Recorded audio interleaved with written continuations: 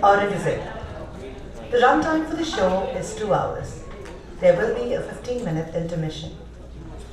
Please silence your mobile phones and put them away for the duration of the show. To allow everyone to enjoy the show, photography of any kind is not permitted. There are 4 exits to the theatre, 2 in the rear and 2 on the sides. Please use the side doors only in an emergency. No food or beverages are allowed inside the theatre except for bottled water. Aurangzeb is the last show of our current season. We have a new season coming up with 4 exciting new shows. Season tickets for our 2025-26 season are now available on our website.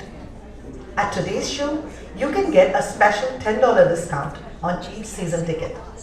Look for the floor stands in the lobby with the QR codes. And now, Bay Area Drama Company presents Indira Parthasarathy's Aurangzeb.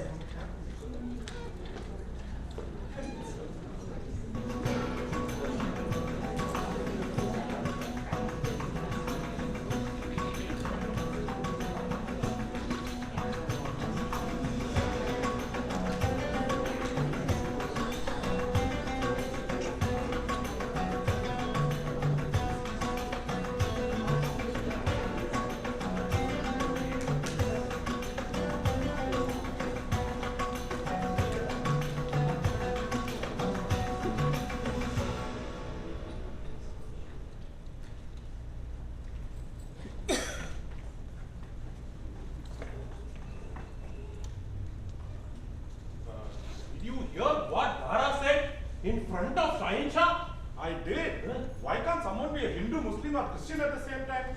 What nerve he must have had to make such a statement? And the father didn't even say a word. And here is something else. He has written this book called Sir-ur-Asrar. It is the translation of the Hindu Vedas or something. And he is reciting it to 100 people every day. Those naked sannyasis he brings into the court, they make such a big racket. If he were a true Muslim, would he go about asking what is wrong with idol worship? Or go around wearing rings with Sanskrit mantras inscribed on them? Or wonder why we do namaz 5 times a day? During the month of Ramzan, he feasts Hobnobs with the Sufis. Mushrik. And yet, the people, they hold him in such high regards. Well, why wouldn't they? He throws around all that money in the name of charity. And to the Shahanshah, he is dearer than his own life. The Rajputs are on his side too. And he is the darling of the nation. He thinks the Mughal lords in the court support him. When the time comes, just wait and watch. Even the Rajputs will wait to see who gains the upper hand before they press their support. See, when it comes to self-interest, it doesn't really matter if you're a Hindu or a Muslim. Or Shia or Sunni. We are all brothers, countrymen. Hindustan hamara. Can I ask you something? I serve Shah's 3rd son, Aurangzeb. What about you? Oh, really? Don't worry. Me too. There are so many of us like us in the palace. And yet, with no communication between us. One is spying on the other, and the other is spying on the first. I'm watching Khalilullah Khan. What about you? Khalilullah Khan? Dara put so much trust in him. Well, let him. That's exactly what Aurangzeb wants. Whom are you watching? Asghar Khan. Asghar Khan?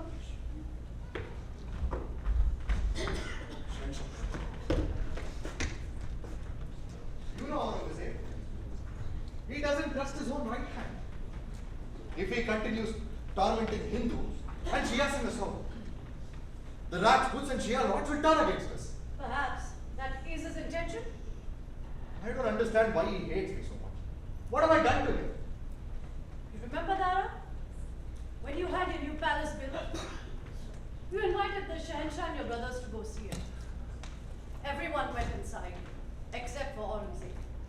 He just sat there, waiting outside. I saw him there and I asked him, "What are you doing here?" Do you know what he said? What? Do you want Dara to take me inside and kill me too? Such is the suspicion he harbors against you. And now, Shuja and Murad too despise him. Aurangzeb has turned Murad against me. He has promised to finish me off and crown Murad as emperor. And that fool actually believes it. They say that Aurangzeb already addresses him as Badshah. Wine and women are enough for Murad. And Shuja too. We hear that he is preparing for war. I will send Suleiman to take him. Can your son do that? Why not? Shuja struts around calling himself Alexander. But actually, Aurangzeb has been calling you an enemy of Islam. The campaign against you is getting stronger by the day. I am not an enemy of any religion. I am a descendant of Akbar. I firmly believe that my country should not be ruled on basis of religion. There is a difference between you and Akbar. Why do you keep forgetting it? What? When Akbar declared his principles on religion, he was already the emperor. You are trying to become Akbar even before you ascend to the throne. Appa, the people love me dearer than life.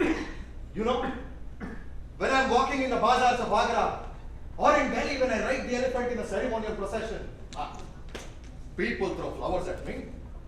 Everyone greets me. Such is their love. I have greatest faith in my people. They will not let me down. When the rulers are locked in a power struggle, claiming to act in the interests of the people, do you think the voices of the people will be heard at all? Wow. Wow. What is he saying? What is it? Just look at it. Taj Mahal, bathed in the soft glow of the evening twilight, like a flower newly blossomed. Oh, can you see it? Mumtaz is peeking out from behind the benches. Oh, she's smiling. Oh, Mumtaz, how the sun's crimson rays light up your face. Oh, why do you blush?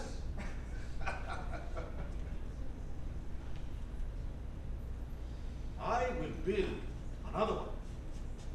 From Mumtaz's dreams came the Taj Mahal, a white flower. From my dreams will come a black flower. Let the shadow of the Taj Mahal be cast in stone. Another Mahal? Yes, another Mahal. Build Mahals all over Hindustan. Flower gardens everywhere. Why should we fear death if we have tombs of such beauty? Nature said, turn me into poetry. And behold, the Taj Mahal, a ghazal carved out of stone. And now, there will be a new ghazal, another ghazal. Do you have any idea how much this new ghazal of yours will cost? Women and shopkeepers care only about the price. But art, Betty, art does not come with a price tag. But why must people pay such a high price for your dreams? I don't care about the people. These dreams are mine. None of their concern.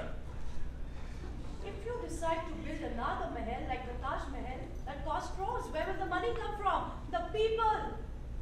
It is in the nature of man to resist death, but to deprive the people of their basic needs so that you can indulge in your ego?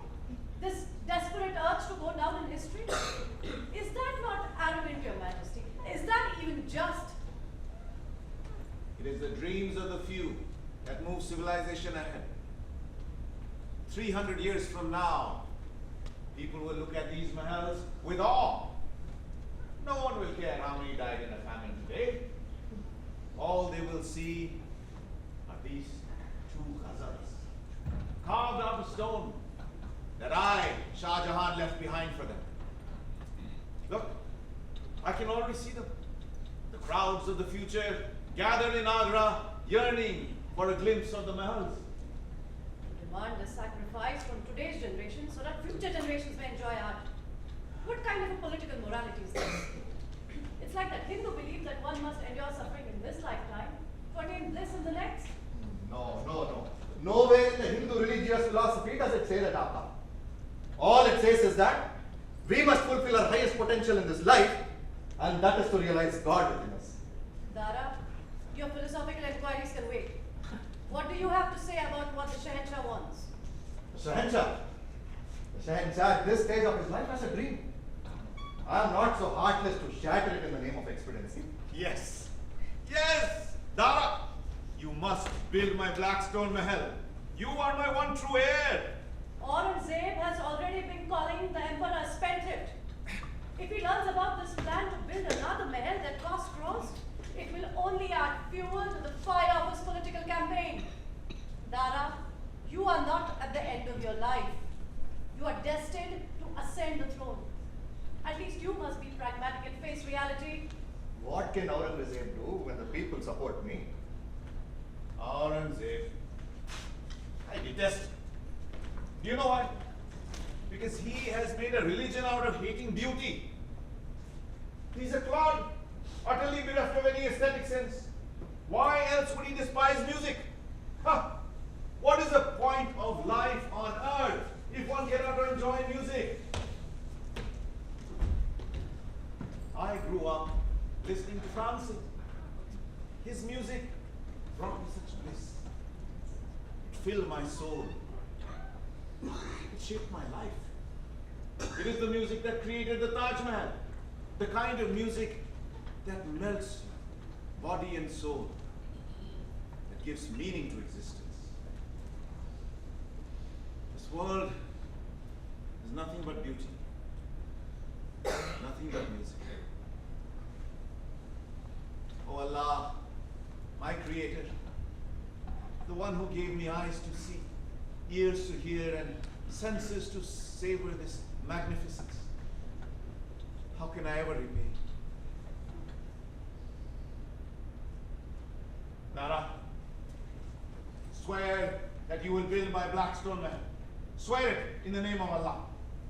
I swear in the name of Allah, I will carry out your order. You will in your own lifetime will get to see the black marble mahal and delight in it. Mumtaz, let history proclaim that our love had no equal. I will go inside now.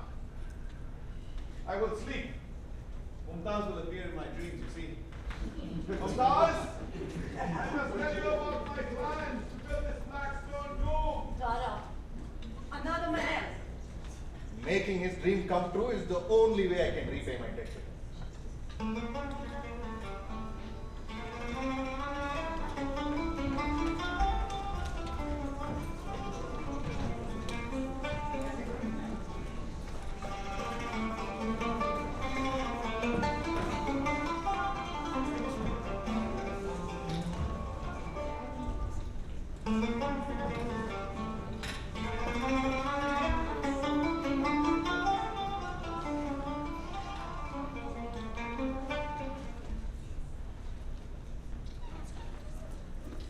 Always, sir, I must see Shahzada Dara at once.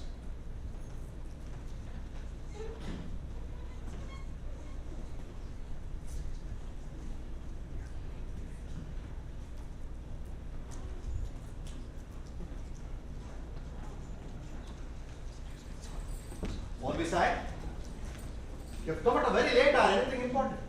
The Imam is very upset with you, Shahzade. Why? Did you say something to Muhammad Rashid a few days ago? About what? Did you say that you were God?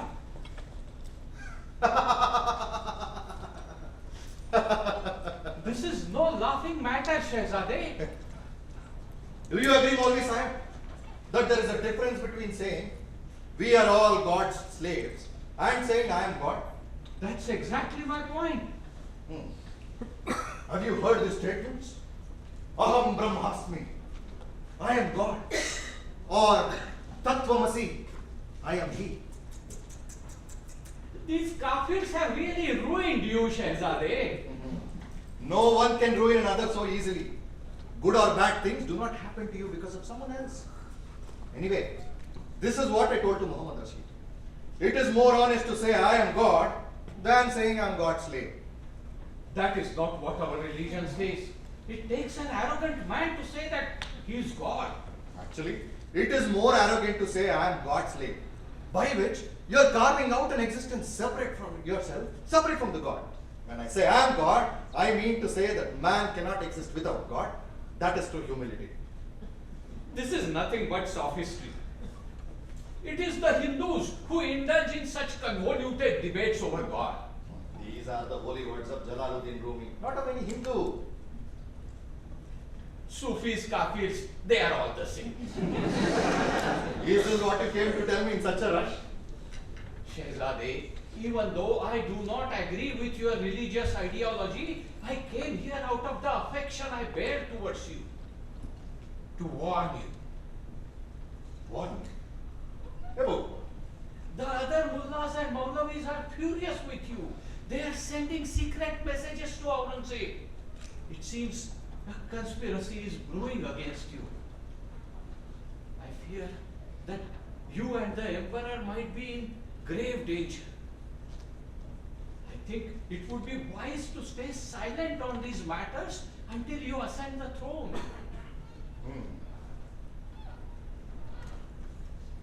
I know how to deal with religious leaders and also with Aurangzeb.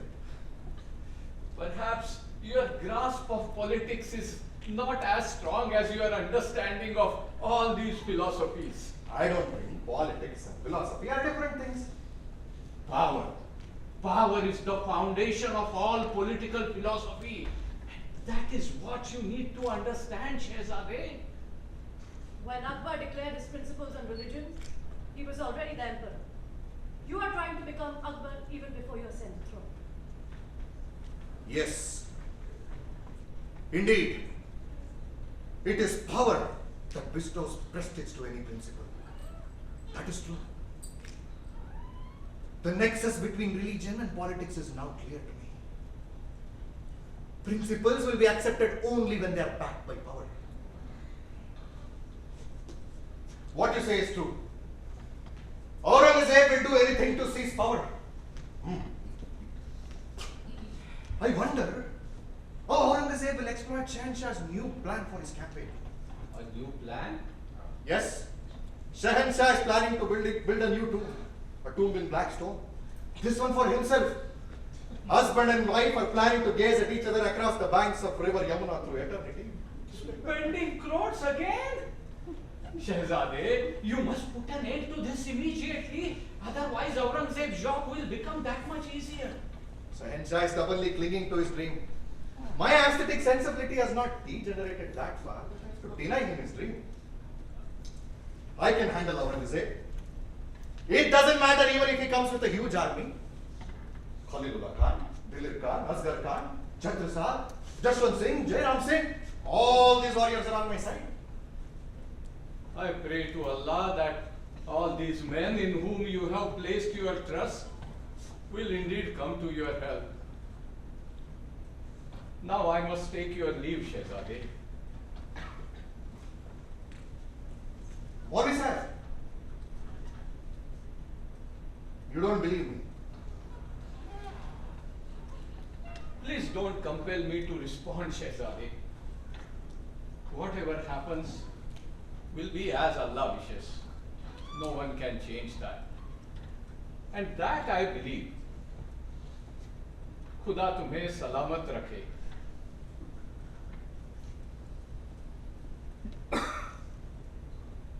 Can I not handle Aurangzeb? Yes. He has lured Suja and Murad to his side. Both of whom are undoubtedly fools. Do they not see? He is merely using them, inciting them to rebellion for his own ambition. Aurangzeb must be stopped before he goes any further. Yes. He may have gone into battlefield at the age of 17. May have performed great feats of valor. But his individual bravery means nothing against the might of Mughal army. He must not ascend the throne. No, he cannot. If he ascends, my vision will never become reality. A secular Hindustan will emerge only with his downfall. that purpose, Providence has chosen me as an instrument.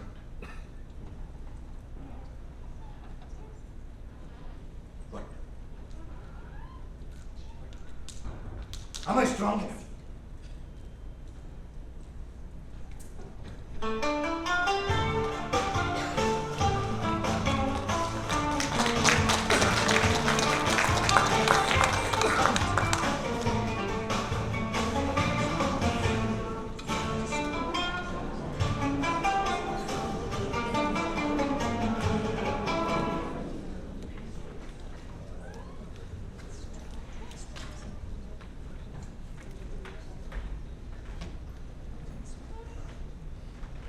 You think Dara can hold his own against Aurangzeb? Aurangzeb is a formidable warrior, and so is Dara. I don't have any doubts regarding Dara's skills in the battlefield with Aurangzeb. He's a master of deception. Must there be war? Can't we avoid it? I hear that Aurangzeb and Murad have already joined forces and are preparing to attack. Aurangzeb can rule the south. Shah and Murad can be given the regions they govern today. Your Majesty, do you think it's a good idea to divide Hindustan in this way? But that is the only way to prevent war. And for Agra to remain with Dara. And only if Dara rules in Agra can my dream be completed. Your Majesty, have you considered that in the stubborn pursuit of your dreams, you are being unjust to Hindustan and to Dara? I don't care about the people. Only that my dream is completed. And for that, Dara must rule in Agra as my heir. And how do we know that Aurangzeb, Murad, and Shah, all three of them won't join forces and attack Agra? Why will they join forces and attack Agra if they are to be crowned kings of their own kingdoms? If you want to build another Mahal like the Taj Mahal, that will cost crores. Where will the money come from if you divide the nation in this way? We will levy more taxes.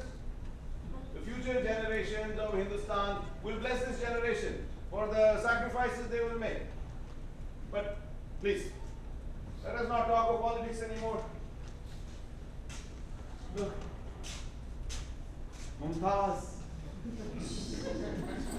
bathed in moonlight. See how the moon is teasing her,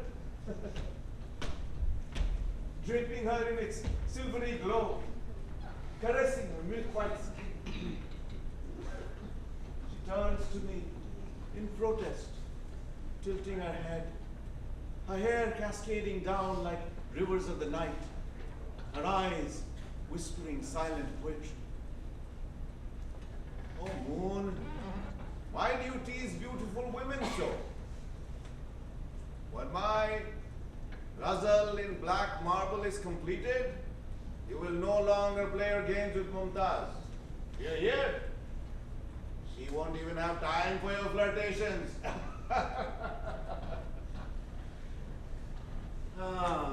This world is all beauty. This world is all sorrow.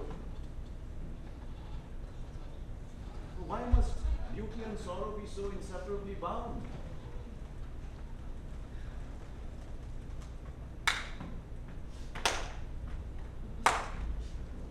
So beautiful. And then a two for you and a two for Dara. It is so simple to make Hindustan beautiful. Aurangzeb doesn't know. He doesn't understand how to appreciate beauty. What a fool. He recites Holy Quran, offers namaz 5 times a day, detests ostentation, abstains from women and liquor, avoids wearing ornament, in short, a perfect follower of the Prophet. Yet, he is a wretch who doesn't know how to appreciate beauty. What are you saying, Roshanara? I just said it. Weren't you listening? No. You were saying something more, something beyond your words. Father, daughter, son. The love you three share, that absolutely thrills me, Appa.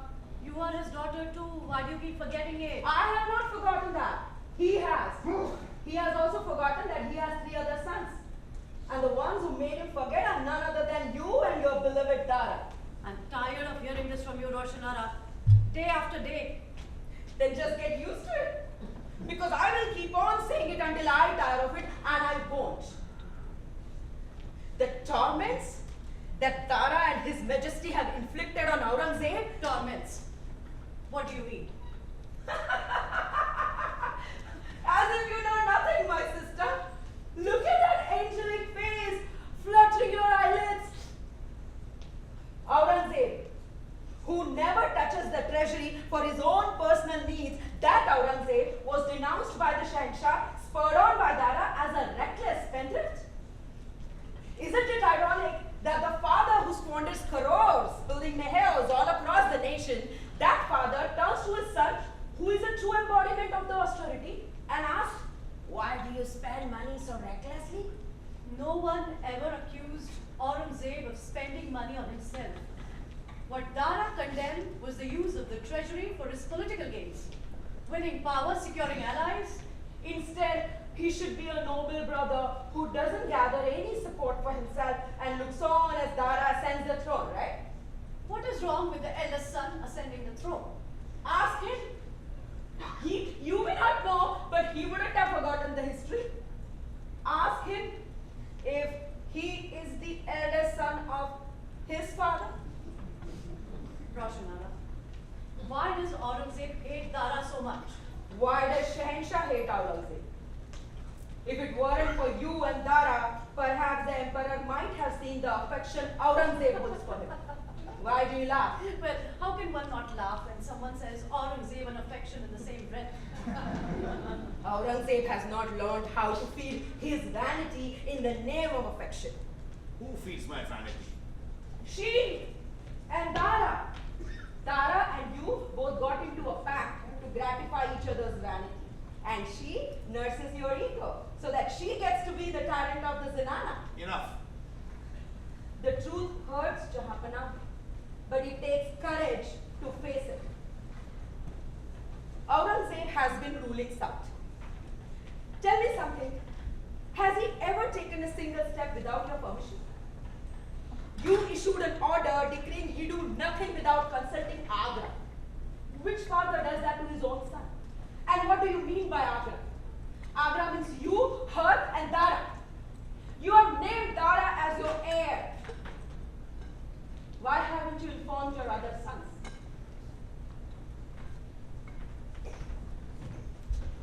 What do you get by tormenting him like that? Can't you see his distress? His distress. Why should I care? He is father to you and Dara, not to me, not to Aurangzeb. Remember that accident caused by your own carelessness? How he put aside all his royal duties and stood by your side day and night? So, was it my carelessness that caused the accident? All right, all right. I was the one who put you on fire. Happy? But if similar accident had happened to me, I know exactly what he would have done. What would he have done? I wouldn't have been arguing with you like this, maybe. But wait, what kind of tomb he would have raised for me? That is an interesting question. Maybe a black stone tomb, to go down in the history as a famous father who built a beautiful tomb for his daughter. The black marble mahal is his dream. Don't mock it like that. Just because he's an emperor, he got exclusive rights to dream. Can no one else have dreams? Who said no one else can have dreams? Aurangzeb has dreams, do you know that? Aurangzeb. I thought he was the ultimate realist. One nation, one language, one religion. That is his dream for Hindustan. And he will do anything to achieve that. Politics must always be driven by ideology. That is his guiding principle. Just because you admire Aurangzeb, you think he has your principles. But he has no ideals. The only principle he lives by is glory to Aurangzeb. Is that so? Then tell me, what principle does Dara have? Other than his obsession with driving Islam out of Hindustan. If he had slightest sense of responsibility towards the nation, he would have challenged Shahanshah's dreams. But he won't. You know why? Because he is afraid of incurring Shahanshah's wrath. It's that dream that gives his life meaning now. Should we take that away from him as well? Then let it remain a dream. Do not try to turn it into reality. when rulers chase their crazy dreams, the everyday needs of their people turn into fantasies. The nation is still reeling under the tax burden from the construction of one Taj Mahal, and he is planning to build another one. Even an emperor's dreams should have limits. And only Aurangzeb has a will to impose those limits. The Shahanshah is willing to accept an agreement by which all 4 of his sons can become the emperors of the regions they currently rule. Dismember the nation. Aurangzeb will never agree to that. What if the Shahanshah nominates Aurangzeb as his heir to the throne? Then will he build the black stone there? Why do you laugh? Dara should hear of this arrangement his dear sister is making. But tell me something. Why are you so keen to turn Shahanshah's dreams into reality? To me, this seems to be the only way to save Dara and to ensure that the Shahanshah spends his last days in peace. Once Aurangzeb ascends the throne, he will have lots of responsibilities. And I'm very sure he will not welcome the idea of throwing money around like this. Why are you so And you adamant? know who the real enemy of Shahanshah is? You. His dreams.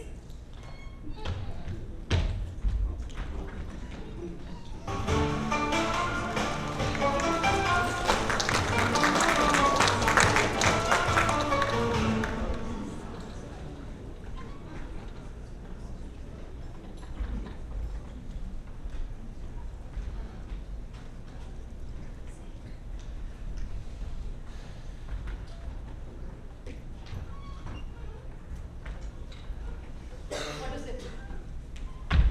Speak. Don't be afraid. Aurangzeb has won, hasn't he?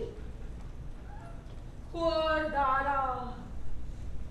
Aurangzeb or Dara, they both are our brothers. It doesn't matter who wins or loses. Isn't it natural for us to feel both joy and sorrow? Aurangzeb or Dara, both are our brothers. How sweetly you speak. But tell me something. Where was your sisterly affection when Dara marched with huge army to crush Aurangzeb? Did you then lecture Dara about this brotherly love? Just because Aurangzeb has won, now you have found new affection for him, huh? I don't care who wins or loses. Politics is the business of men. You don't care who wins or loses. You care about only one thing: to reign as the despot of the Zenana. If Dara had won, you would have got all the courage to talk about politics. But now, politics is a business of men. Dara's pride lies shattered today. He should seek refuge in some mud with those sannyasis he loves so much. Was Dara injured? Not physically, Shahzadi. What do you mean? All those he called his closest friends crossed over to the other side. It was Khalilullah Khan's betrayal that sealed his defeat. You fool! Aurangzeb marches towards Agra in triumph, and you still talk about Khalilullah Khan's treachery? Huh. If Dara had won, then it would have been treachery. But when Aurangzeb is victorious, it is no more treachery. Success justifies all actions. Learn this basic lesson of politics. That's the only way you will survive now. Soldier, you may leave. Should we discuss the affairs of the royal family in front of him?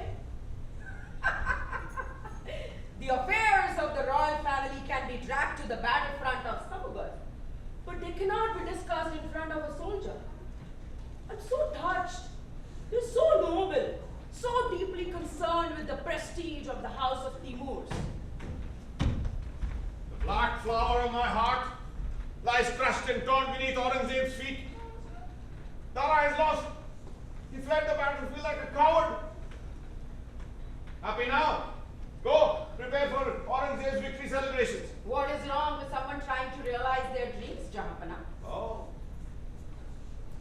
Kill your brothers, kill your father, kill your father's friends, bathe in their blood, and then ascend the throne. That is your dear brother's cherished dream. You do not understand Aurangzeb.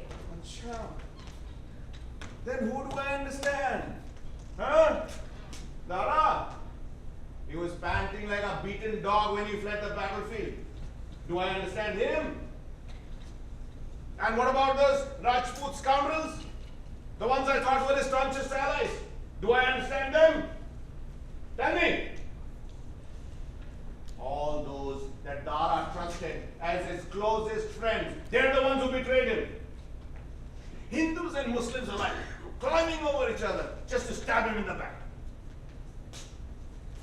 Backing the one with power. That is the code of Hindustan. And religion? Just a thin veil over their twisted, narrow selves. It was my mistake to trust that. A man who hasn't learned the first lesson of politics. Now he returns, defeated, humiliated, fleeing through the battlefield like a coward. All the hopes I had pinned on him crushed to dust. Away with him! Let him crawl away to Delhi. Never do I want to see his face again. For if I do, it won't be Dara's but Aurangzeb's face I will see. Triumphant, mocking, lips curled in derision. Oh, Jahanpana, Jahanpana, what happened to your dream, Jahanpana?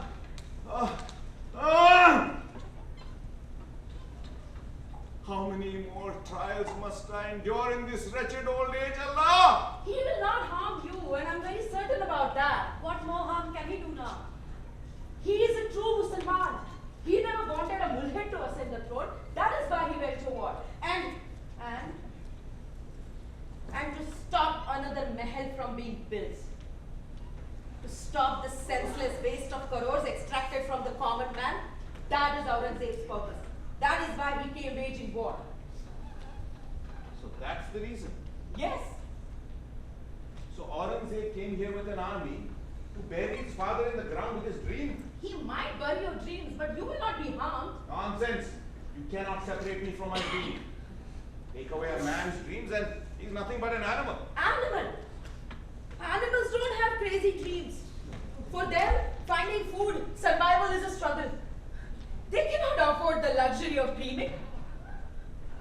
Oh. So you are admitting that Aurangzeb is an animal? Fine. If it is Hindustan's fate to be ruled by a beast unburdened by ideals, so be it. Aurangzeb has an ideal, Your Majesty. Does he now? What is it? One nation, one language, one religion. That is possible only if the subjects are a herd of sheep. And the ruler, a wild beast. Tell me, Roshan, do you believe that people exist to serve the ideology, or does the ideology exist to serve the people? If our government had so far functioned to serve the people, then why most of Hindustan still suffer from hunger and starvation? Would you really call it as a good governance? When rulers chase their crazy dreams while turning a blind eye to the suffering of their people?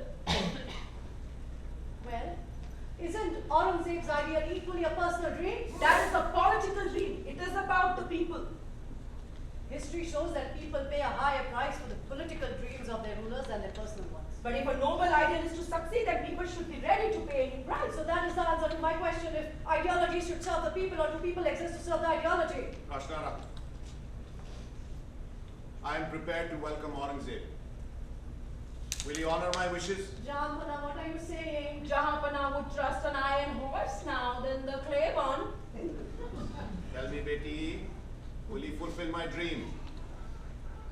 Thank you, Your Majesty, thank you. You called me Beti for the first time. Oh, will you honor my wishes?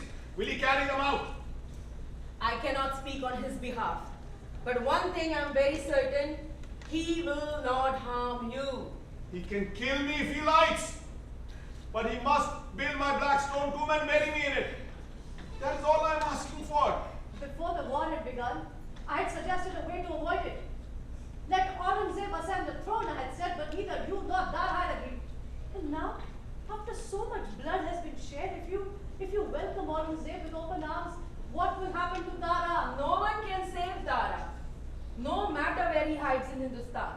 Aurangzeb will find him, will hunt him down. I am willing to give my life, why should he hunt Dara? He might even build you that black stone tomb.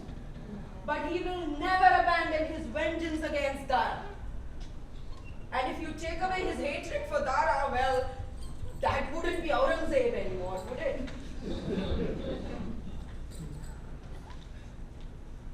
If Aurangzeb refuses to fulfill my dream, and if he does not stop hunting for Dara, then I will not let him set foot in Agra fort. I will fight him till my last breath. Bring me the commander of the fort.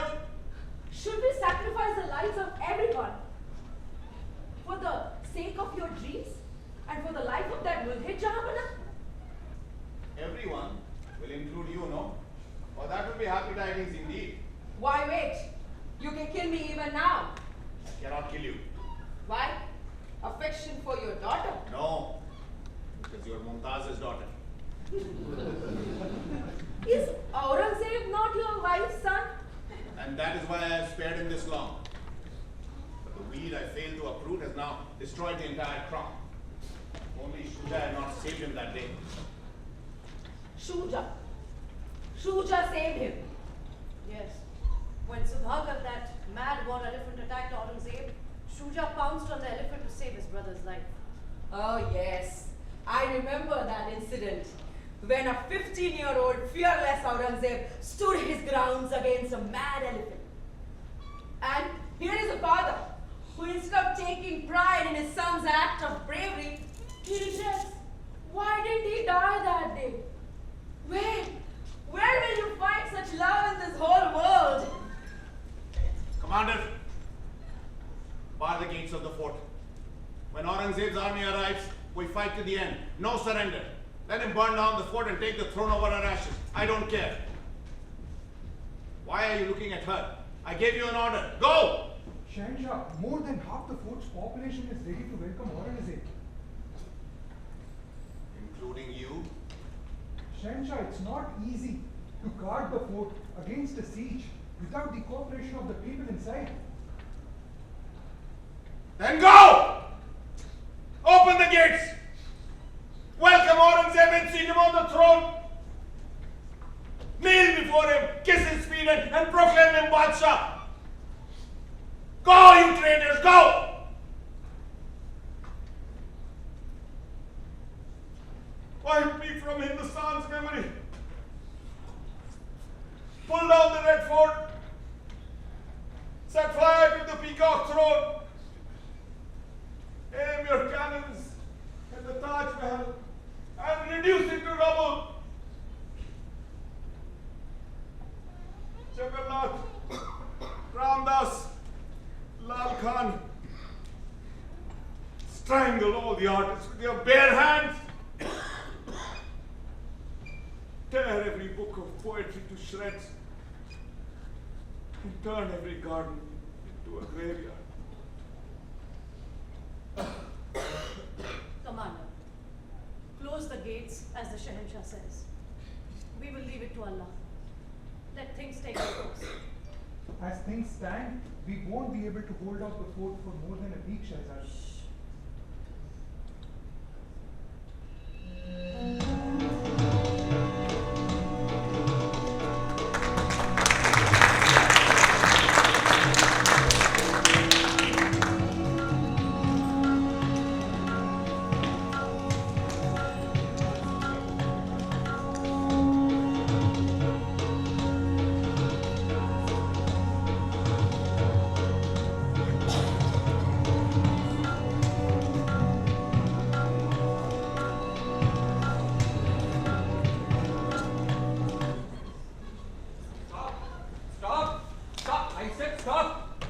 Hey, how dare you stop me?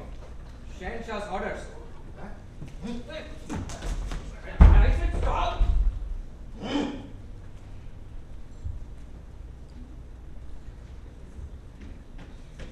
Leave him. He speaks the truth. Are you saying that Shahanshah does not wish to see me? Yes, that's good. Soldier, you may leave. Is he angry with me? Not angry. Disappointed. And that's even worse. It takes a war to truly know your friends from your enemies. That has been my greatest disappointment. But I suppose Jahanpana doesn't care about that.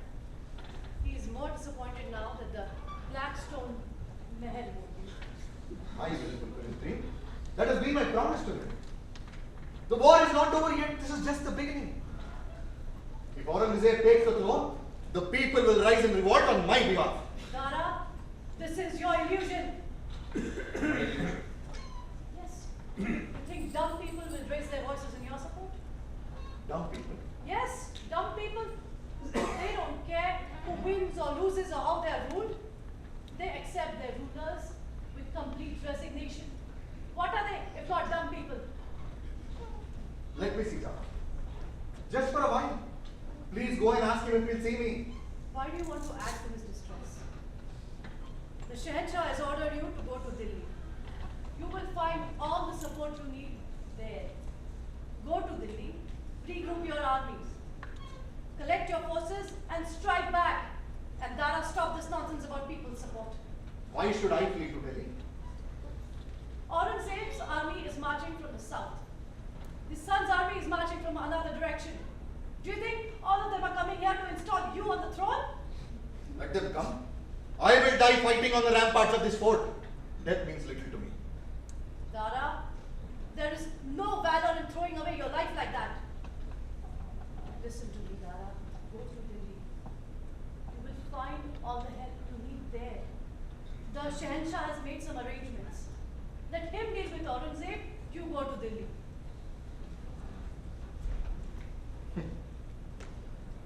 Do you really think Aurangzeb is going to spare his majesty? We don't know. We will see. But for now, Dara, you have to go to Delhi.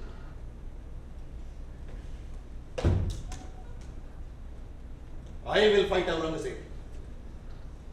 If that narrow-minded, dull-witted plodder who only knows how to build walls between people takes the throne, my dream of Hindustan will never be. And that will mark the end of Mughal Empire. The world belongs to plodders, Dara. They are the ones who decide society's norms and conventions. Your dreams have been vanquished by those plodders. When will you realize that? Success and failure are not the true measure of ideals. Ideals are eternal. Success and failure are just the burden of the present. But the present has no meaning without success and failure. Why do you want to turn you today into a living hell in the hopes of entering history? But that is the glory of Hindustan's philosophical tradition. To forsake immediate pleasure, instead, to envision a supreme bliss and carve a path towards it. Your philosophy. It didn't come to your rescue on the battlefield of Samgar, did it? Do you think Aurangzeb will come here and engage in a philosophical discourse with you? Listen to me, Dara. Go to Delhi now. If I go to Delhi, who will save Agra? No one can save Agra. At least not anymore. If there is any hope, it all remains on what you do once you reach Delhi. All right. I'll go.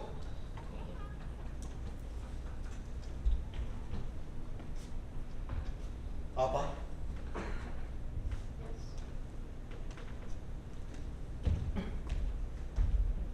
If I fail in my efforts, I may never see Jahanpana or you.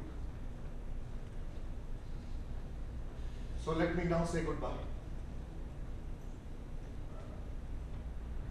Remember me. Remember that this dear brother of yours loved you fondly.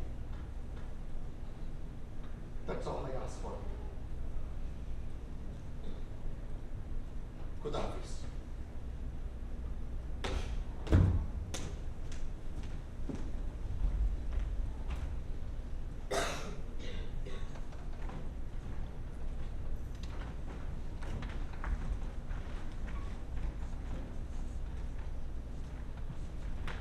Dara left. What is he going to do in Delhi? If he could win with a huge army behind him, what is he going to achieve in Delhi? You think he can accomplish anything there? What do you want me to say, Jahanpana, that I don't? And cause you even more distress? Oh. So you think he'll fail, huh?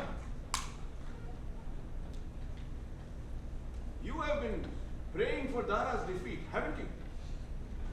All this while, you've been plotting to kill my dream.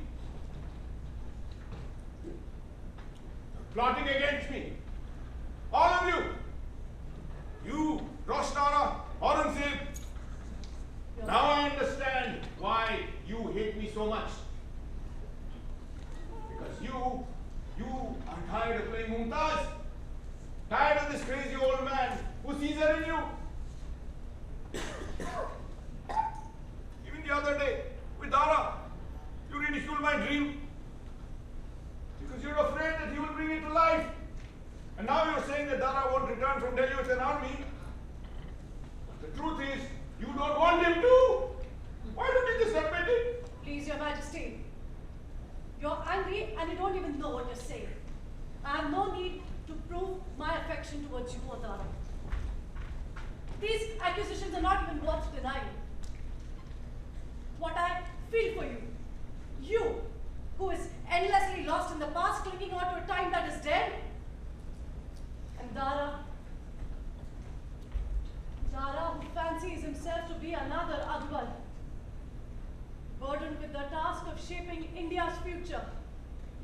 What I feel for the both of you is affection and sympathy born out of pity. And although I do admire Aurangzeb for his attention to the present, I only wish for his downfall. And I'm not saying this to appease you. I swear this in the name of Allah. If you have any love in your heart for me,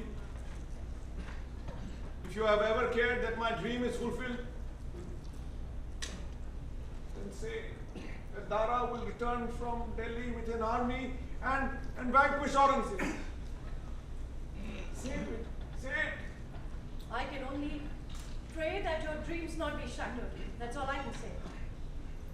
Shahanshah, your grandson Sultan Muhammad forces are advancing from one direction and Shahzada Aurangzeb's forces from another. Both are coming towards the gates of our fort. Let me look at the Taj Mahal. Really?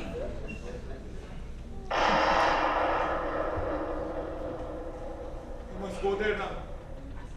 If Agra fort falls to Aurangzeb, I may never be able to see it again. I'll go there now. I'll walk the marble pathways. I'll wander the emerald green gardens. I'll drink in its beauty to my heart's content. And then, even if I'm never able to see it again,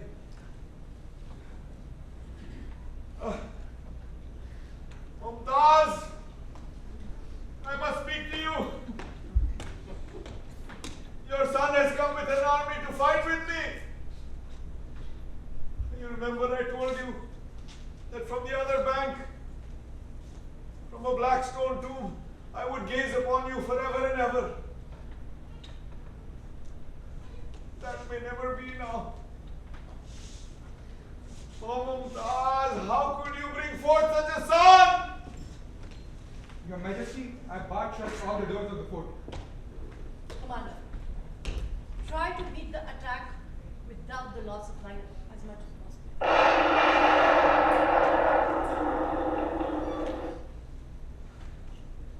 With just 4 of your children, look at what I'm going through. Imagine if all 16 had survived.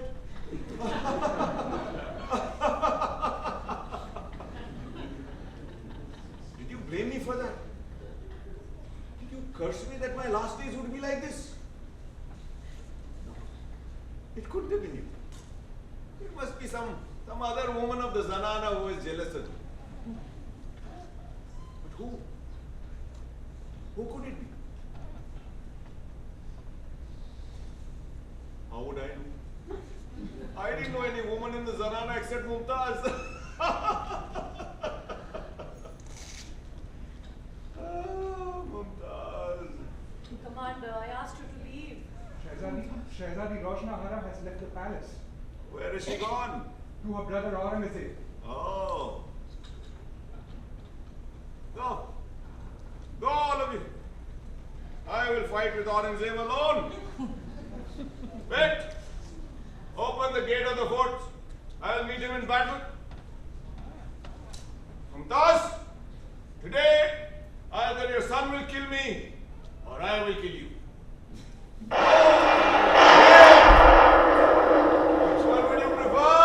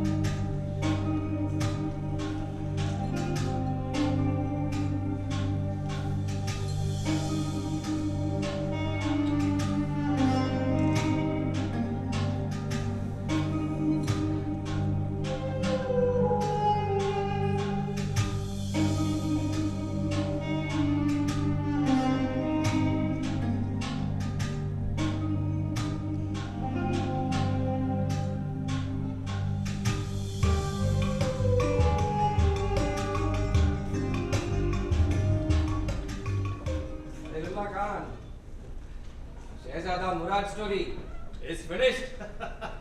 Was it easy? You know what Shehzada's fond of? Wine and women. So that's what they gave him. Plenty of both. Once he was drunk, they arrested him, dragged him to court, and had him executed.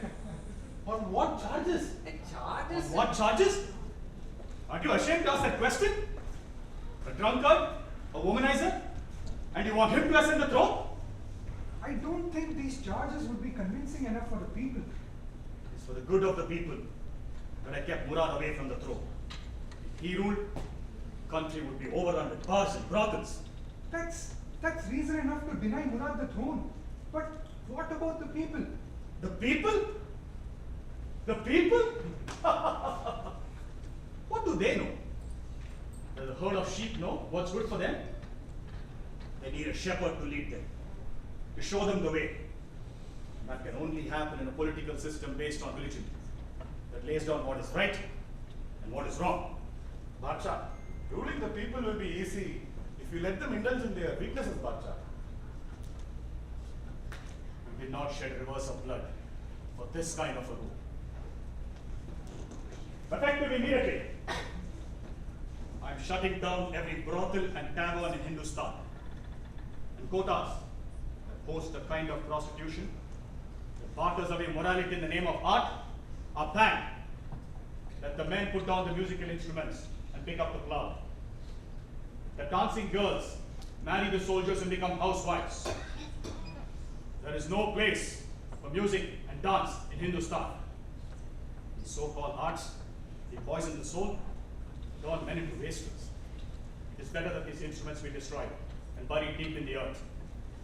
I hope you don't think of me as impertinent for saying this, but interfering in people's personal likes and dislikes is not right. It might lead to your ruin.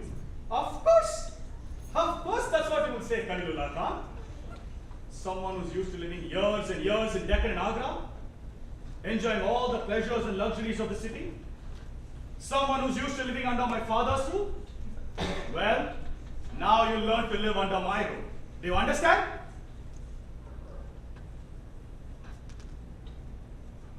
How many women do you have in your Zanana? Silent are we? Can't count beyond 1,000? Well, not that very much. Send them all away, except your married wives. That's an order. And this decree applies to all of them. Bacha.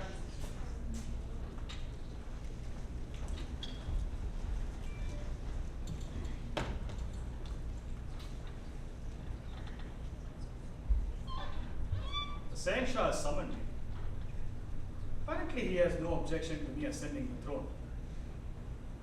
Were you saying something? I'm thinking what the Shenshas are thinking, Bacha. You think there's a plot here? That's how it strikes me too, Bacha.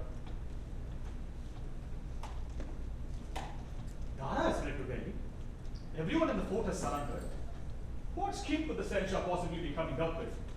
That old tiger, his strength all gone? I'll go meet him later. But perhaps he thinks I will still build him his black marble mahal.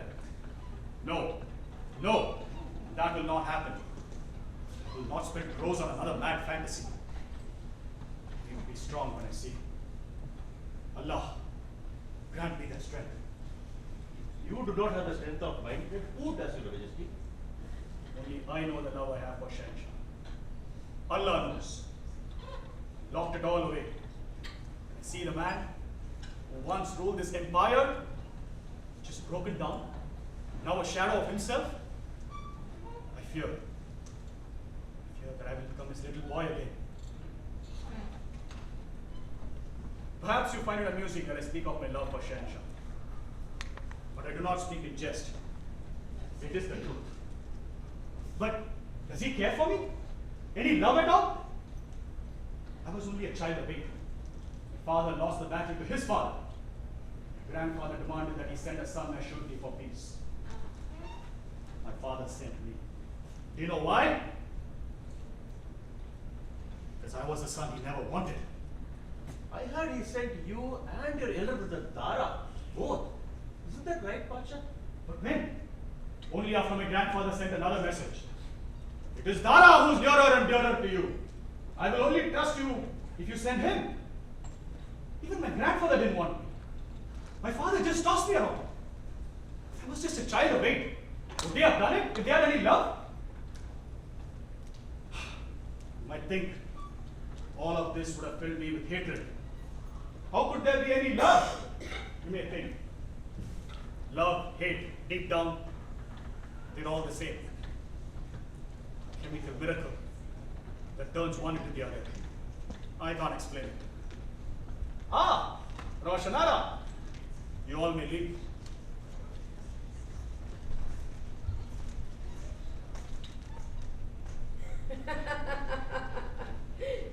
Why do you laugh? What did you think when you read this? Dara is there to tell me. So I thought the Shah wanted to make peace with me, so I'll build him his black marble mahal. Was I wrong? Peace? You expect His Majesty to make peace with you? What else can that old tiger do? He is planning to invite you inside the cage and then close the doors. Don't you get it, man? Why do you laugh? You really think if he closes the cage door, my commanders and soldiers will just stand there and watch? Don't call them your soldiers and commanders, right? Since when they have been yours? And if they were truly loyal, would they be standing with you? If there is any news of you being dead, then you will see where their loyalty truly lies. Are you saying there's a plot to kill me? That is exactly why I came here, bhai, to warn you. Are you saying the truth? I swear in the name of Allah. So he still can't stomach my victory? He will never accept you. And I'm very certain about that. You shattered his dreams. Drove his beloved son out of Agra. What more reasons you need? His beloved son. No matter where he is, Delhi, Agra, wherever, I will find him and hunt him down. He's the one who poisoned our father's soul, turned us into enemies. And now my father wants me dead? I will not wait any longer. I will have him arrested immediately. I really thought the Shah wanted to make peace with me. But this is treachery. Shah, what have I done? How have I become your enemy? If Shah finishes you off here and Dara returns to Agra with an army, all your men, the soldiers and commanders, will immediately forget that the man named Aurangzeb ever existed. And political leaders of Hindustan know that nothing succeeds like success. A huge army is on its way to capture Dara in Delhi. I've also issued a warning that anyone who tries to help Dara will be treated a traitor. Dara won't be able to escape Delhi. But are you sure? Just can't believe that the Shah is plotting to kill me. Shuja will never accept you as an emperor, and we should be ready for that. What if Dara seeks Shuja's help? Dara won't be able to go east of Delhi, Baji. My men under the leadership of Syed Noman Khan are waiting there for him. And Suja was defeated by Dara's son. It will take him at least a year to recover. I will deal with him then. And Murad? Murad's story is over. I feel you didn't have to kill Murad. What if people don't forgive you for that? He was a man who lived for wine and women. If he suddenly craves power, he can't let him rule. That is injustice to the people, Baji. A ruler should not have such strong likes and dislikes. It is precisely my strong likes and dislikes that drove me to seize power. I see myself as the only one capable of reforming Hindustan. A land dying in decadence. Hindustan must rise as a great country, following one religion, speaking one language, one country. That is my dream. And that can only happen when I become the emperor. I understand that. But if you have to fulfill your dream, then you have to. I will fulfill the dream. The ends matter. Worrying about the means is just a folly. But first, Shah must be arrested. Who's there? Call Khalilullah Khan and Islam Khan. Where are you planning to keep Shah after arresting him? In Agra. I'm going to Delhi. We both can't be in the same place. Why not send him to Delhi? In his last days, he will want to spend the time reminiscing about the days that he spent with our mother. That he can only do in Agra. Taking that away is cruel. Place the Shah under arrest. Nobody will meet him. No one can enter the fort without my permission. But remember, he is my father. He should not be deprived of any luxuries or courtesies. Anyone who violates that will be punished by death. As you command, Alamgir. And one more thing. If he insists that Jahanara stay with him, so be it. And Roshanara will be the first lady of the Islamic Empire. Don't get carried away in your emotions and say things like that, bhai. You won't hear the end of it from your wives. People say I lack emotion. But I do not act without careful thought. This decision was not made lightly, Baji. From now on, the position that Jahanara held after our mother's death is yours. This I promise. In the name of Allah. I'm so pleased, bhai. I'm so pleased. This is the best news I have ever heard. That Jahanara will no longer have any power.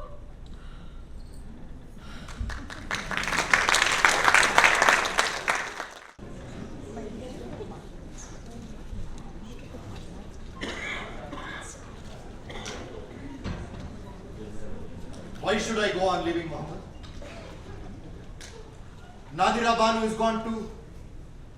She, who should have been an empress, was cursed by fate just for being my wife. And now she lies in this desolate place like an orphan. She never left my side ever since my marriage. She used to follow me to the battlefield just to care for me. Nadira, was I even worthy of such love?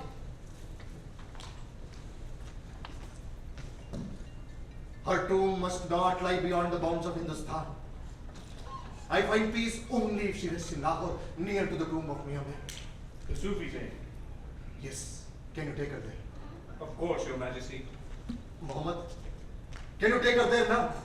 Now? But what about your security? Why do I need security anymore? My struggles are over. You can bury my dreams and ideals next to Nadira's tomb. I am nobody now. I lost everything in the game of chess that the fate is playing with me. Now I wait for its final move, one that will finish me off. And that can happen at any moment.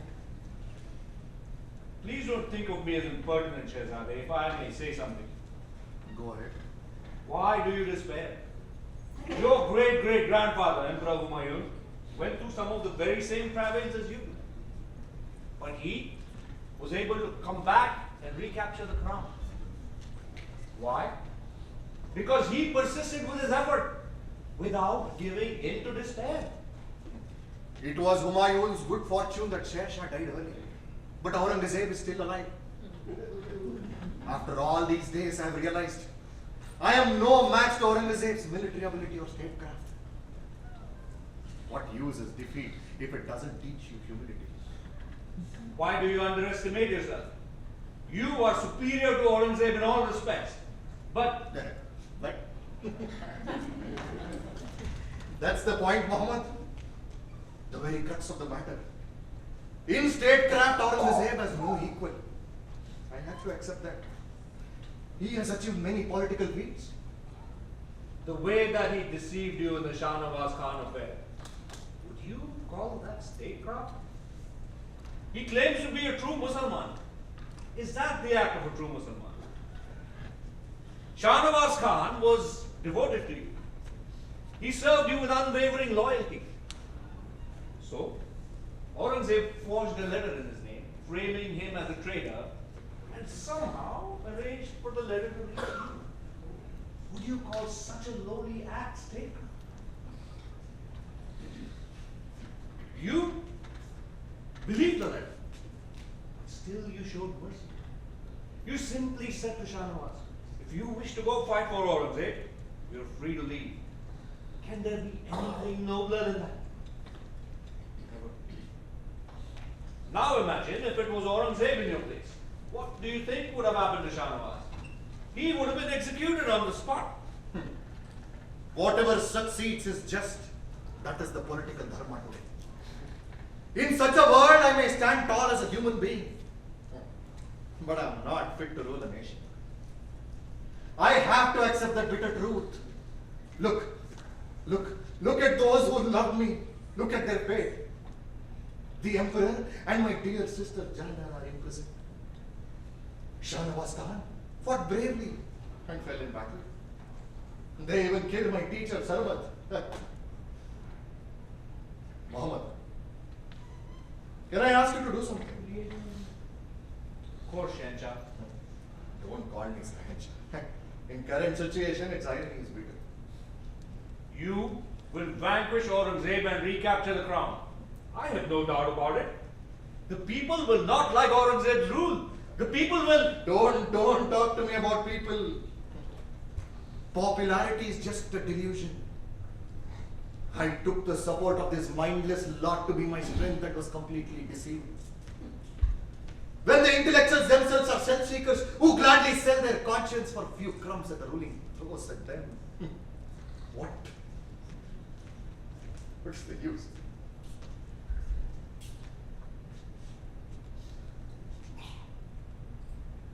You, who loved Hinduism and Hindustan so much, have now turned so bitter.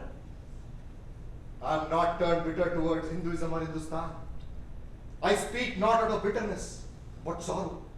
To the people of this country who do not think or act as worthy heirs of their great philosophical tradition. History mentions about Rajput's heroism and sacrifice. But all I see is Jaswant Singh and Jai Singh.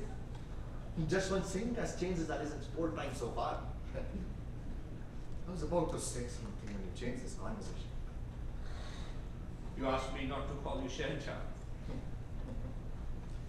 It was something else. Yes. After you take Nadira and do the honors due to her, cross over to Aurangzeb's side.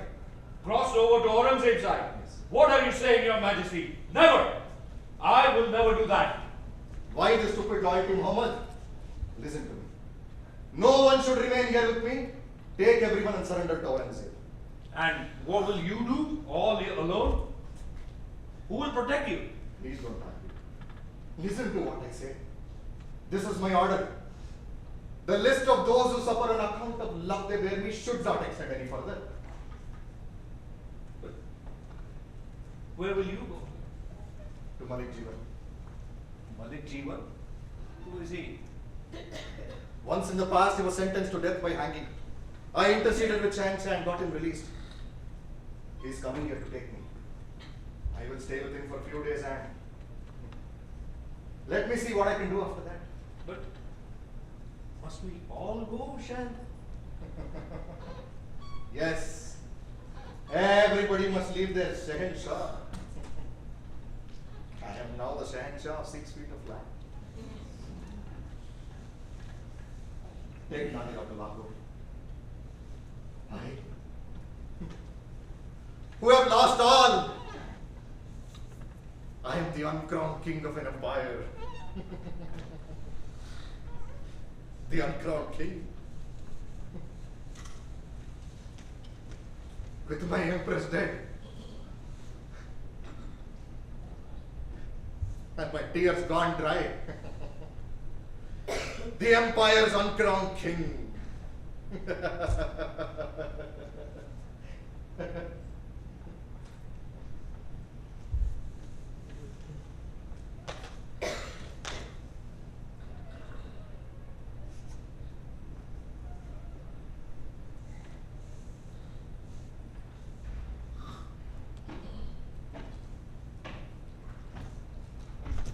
Who's there? Who's there? Who's that? Malik Jeevan. Shahanshah. Malik Jeevan. I have nothing left to give you. But the fact you have come here at this moment gives me hope. Gratitude has not vanished from this world entirely. You give me my life back. What more could I ask for, Shahanshah? Shahanshah. The real Shahanshah is languishing in the prison. Why do you mock me by calling that name? Forgive me. I didn't say to mock you. You and only you will be my Shahanshah. I will never accept anyone else. I am merely the Shahanshah of the kingdom of my own imagination. Do you wish to enter as a citizen? I am your slave. You can order me as you please. Then I like to ask you 2 things of you. 1, stop calling me Shahanshah. 2, help me get out of Hindustan. You want to leave Hindustan? You must not. The people want to see you ascend the throne, Shahanshah. We will not accept Aurangzeb as a ruler. We must accept the inevitable. If you raise a flag of revolt and declare that you will not accept Aurangzeb as your ruler, Aurangzeb will have you hanged. This time there is no Dara to save you. You can't expect Aurangzeb to be as forgiving as his father. My lord, I'm willing to dedicate to your service the life you once gave back to me. My life is not so valuable, Malik. Listen to me. After staying with you for a few days, I plan to leave Hindustan altogether. All I need is your help. But who said your life is not valuable? What value is there in the life of the one who has lost everything in the political battle? What value? What value? You will see that now.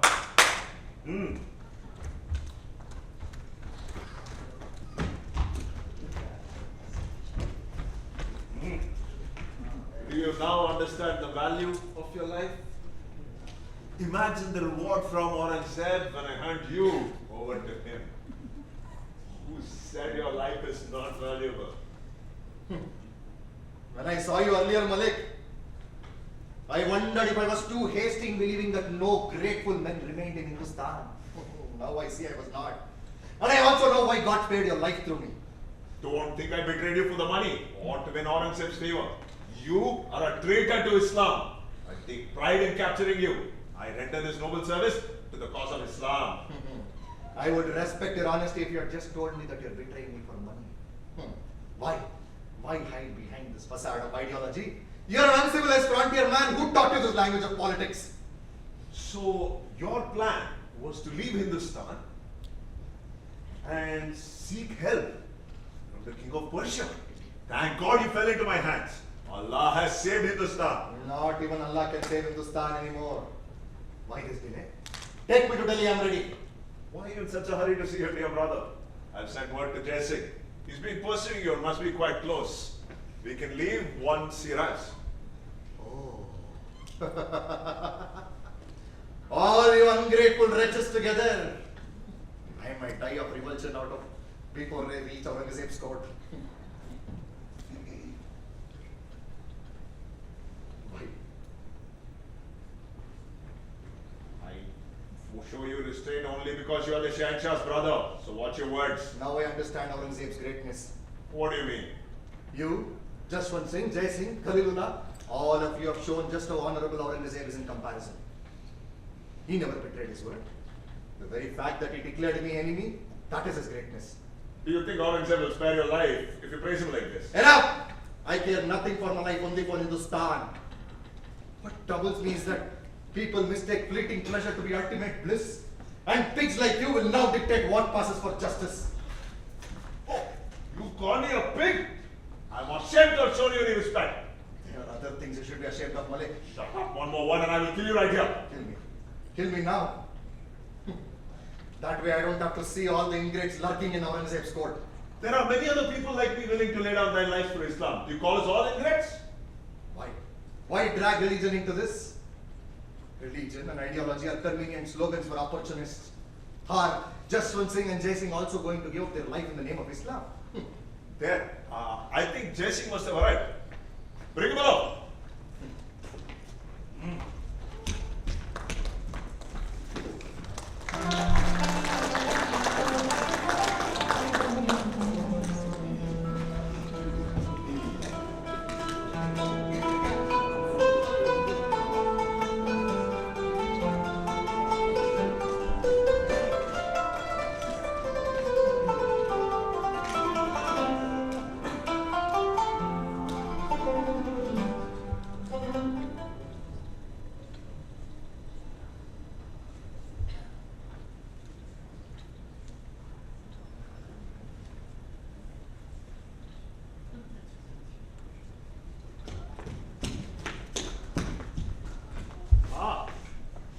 Dara, we meet after many years. You haven't changed much. Pinned down a bit, that's all. We did not even meet in the battlefield at Samugad. We could have, but middle of the battle, you decided to get off an elephant and mount a horse? Do you realize that was why you lost? How foolish it is to change mounts in the middle of a battle. I was offering namaz at that time. Perhaps you think that offering namaz 5 times a day is foolishness? Maybe you're right. No matter how much I tried, I could never become an intellectual. No, you know only about Islam, right? You have not mastered the philosophies of other religions like Dara has. How can you call yourself an intellectual? Have you read his Sir-ul-Asr, Bacha? Are you referring to the translations of the Upanishads that our dear Bhaijan has done? What is this Upanishad? What does it say? I often heard him say, Aham Brahmasmi. I am God. Oh? So Dara's God? How fortunate I am to have God as my elder brother. But then, why is this omnipotent God standing here, chained and helpless before a mere mortal like me? Dara, I'm talking to you. You translated the Upanishads. What did you see that was superior to the Holy Quran? Dara! Did you hear what I just said? I did. I want an answer. I never said that the Upanishads are superior to the Holy Quran. All religions are like blind men trying to describe an elephant. What does that even mean? One blind man feels the trunk and says, "This is the elephant." Another blind man touches a leg and declares, "That is the elephant." A third grabs tail and says, "This is the elephant." Each one of them is right in their own way. A blind man can never see an elephant in its entirety. I believe all those who follow a single religion are like blind people. Is this also a story in the scriptures of the Kafirs? Just not the Hindus. Jalaluddin Rumi has said the same too. Sufis or Kafirs, there's no difference. It's all the same. For men who have realized the truth, whether they are Sufis or Kafirs, it doesn't matter to me. How dare you say the Kafirs are the only one who realize the truth? Roshanara, this alone is enough to charge him as a mulhid. Why do you laugh? I stand here an orphan, betrayed and abandoned. Why go through the chariot of a trial just to kill me? You killed Sarma. You killed Murad. You felt no pangs of conscience then. Kill me too. Why this elaborate pretense of justice? you that easily, Dara. You know how many sleepless nights I've spent thinking about what I want to do with you? Was that meant to be a compliment? If it was it for yourself or me? It was no compliment. I speak from the depth of my heart. You know how long I've hated you? We stood together in our grandfather's court, Allah's father's surety. Everyone admired you, praised your intelligence, your good looks. No one even noticed me. You call yourself an orphan? I've been an orphan all my life. I didn't know that the wound in your heart was so deep. No matter how much your father kicked me away as an unwanted pair of slippers, I still adore that man. I didn't know that people put their fathers to prison out of love. There are plenty of reasons for me to put him to death, but I have not. I just don't understand why he hates me so much. Shall I tell you why?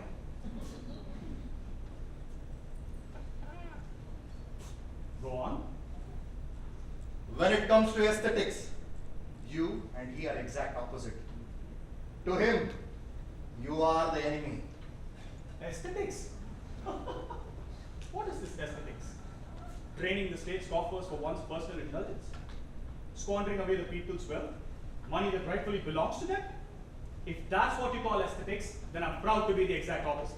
I'm not trying to define aesthetics. I just told you why he hates you.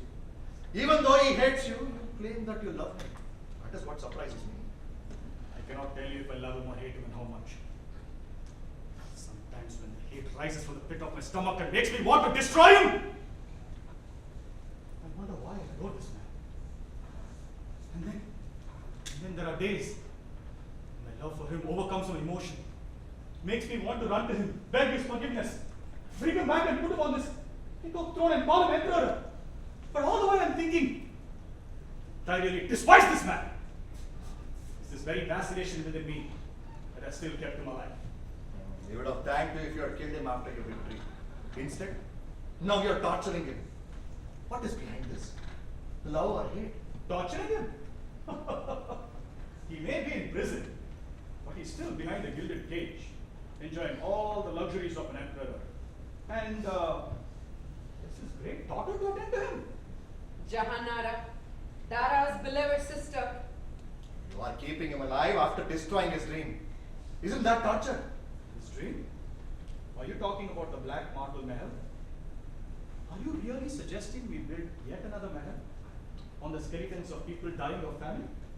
Is it enough to provide people with just food?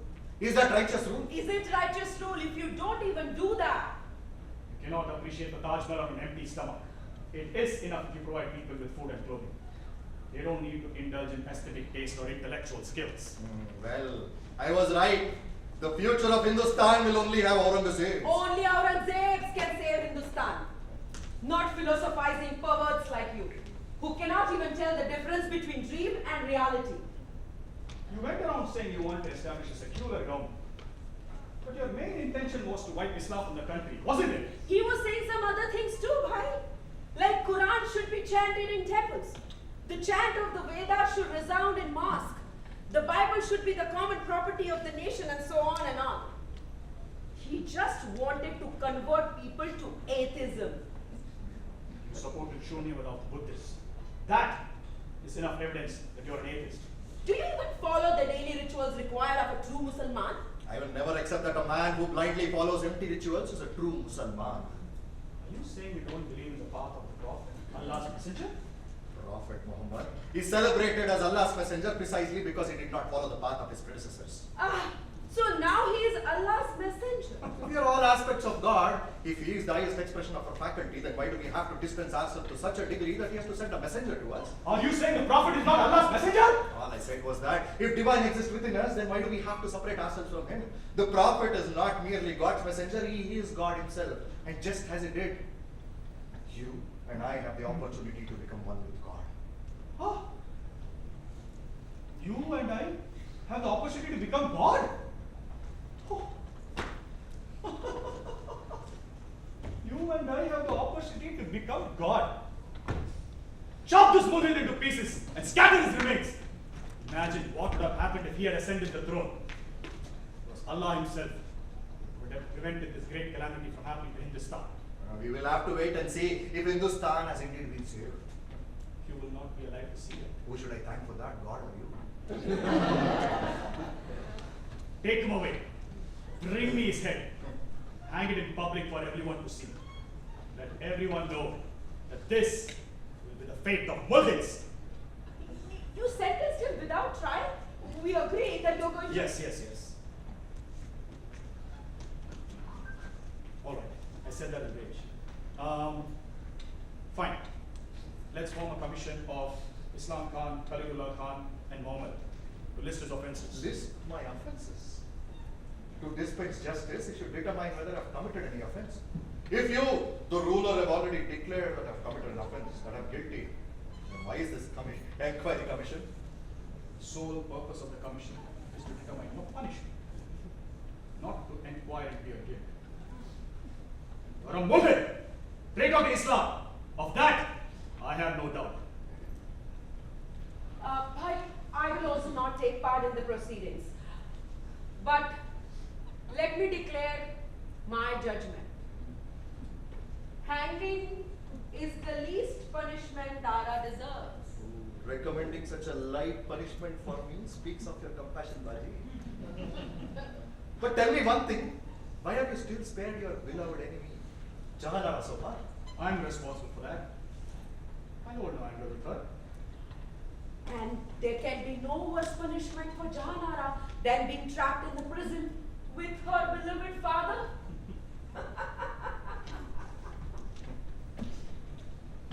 I just have one request to make. My death is certain, but please do not deny me this. I ask it for the good of our dynasty. What? Don't destroy what Akbar created. Huh? What Akbar created? Akbar created! The clinking of the wine cups and the tinkling of the gungroos echoing through the Mughal Empire, that is Akbar's legacy. People who betrayed him, Jaswant Singh and Jai Singh, they are the consequence of Akbar's legacy. Even after the Hindus stabbed you in the back, you still refuse to learn. It's just not the Hindus who stabbed me in the back. All right, the Muslims did it too. But you know why, Mujib? Mushrik that you are, betraying you was the noblest thing they could do to our religion. I'm going to usher in a new era. One where men who chase after the wine, women, and arts will no longer have a place. No longer will lords be able to throw money on ostentatious festivities to flaunt their status. For this new way of life, I will be the guide. Islam will be the path. The code laid down by Prophet. Anybody who dares violates this will be beheaded, and that will be the minimum punishment. Are you mocking me? No, I just finished what you're about to say. Oh, does that sound like mocking to you? If it does, then you haven't lost your sense of humor. And if you haven't lost that, then perhaps I still have some hopes for the future of Hindustan.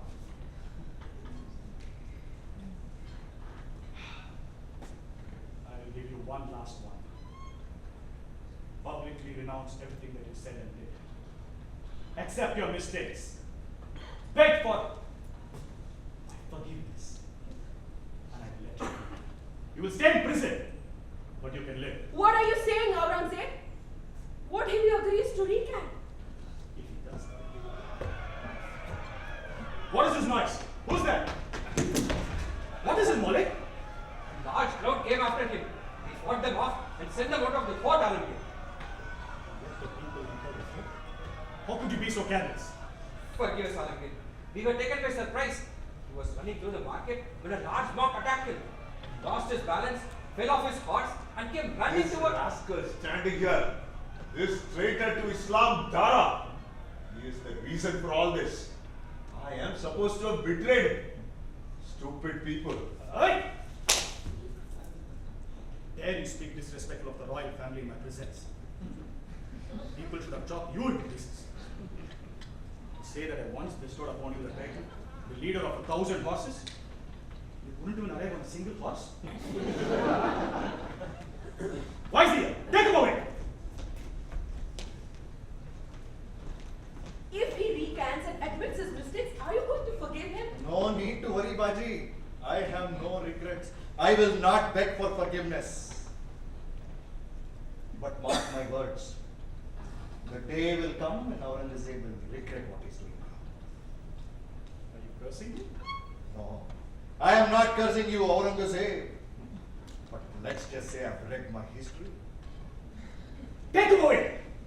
Not be in peace as long as he lives. Ah, there you pronounced my sentence.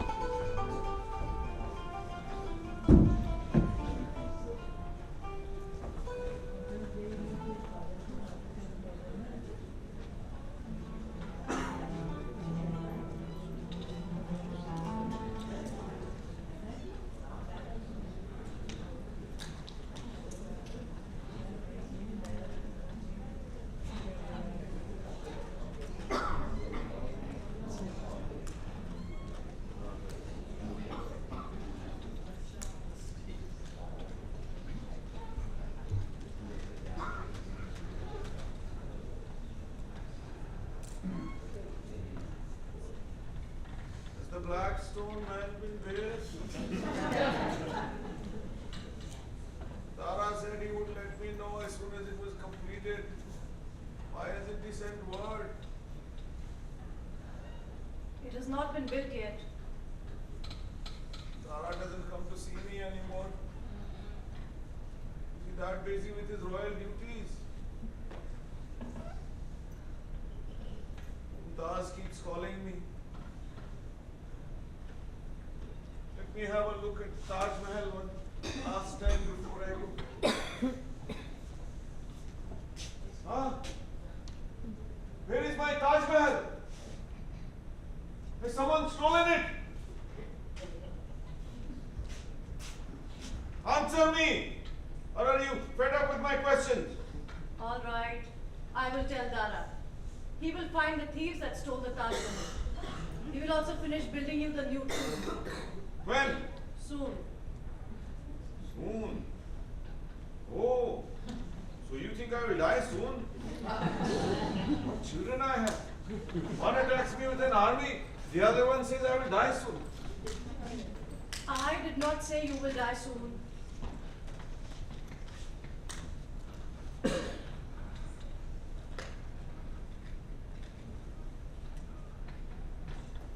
Aurangzeb come with an army? Yes. And it was Aurangzeb who won.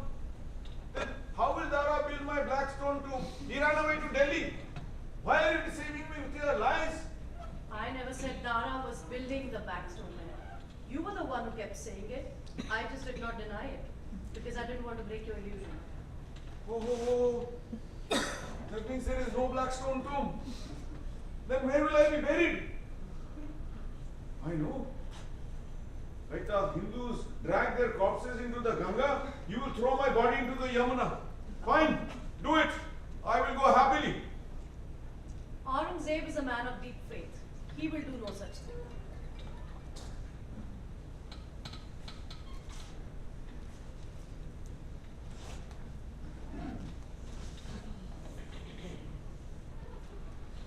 So Aurangzeb the emperor? Yes. Then what am I? A prisoner. You have been extended these courtesies as the emperor's father, not as the emperor. Who is the emperor?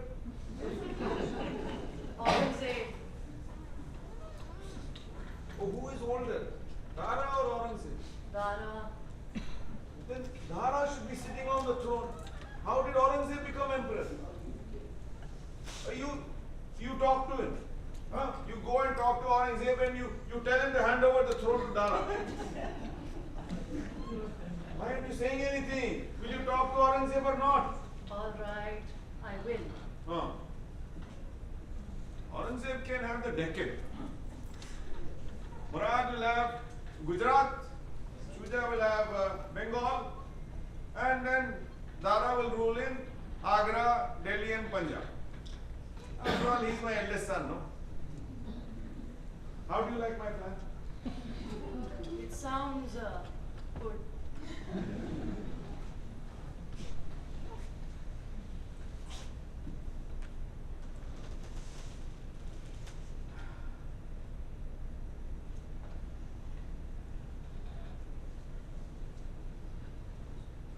Has the Blackstone well been built?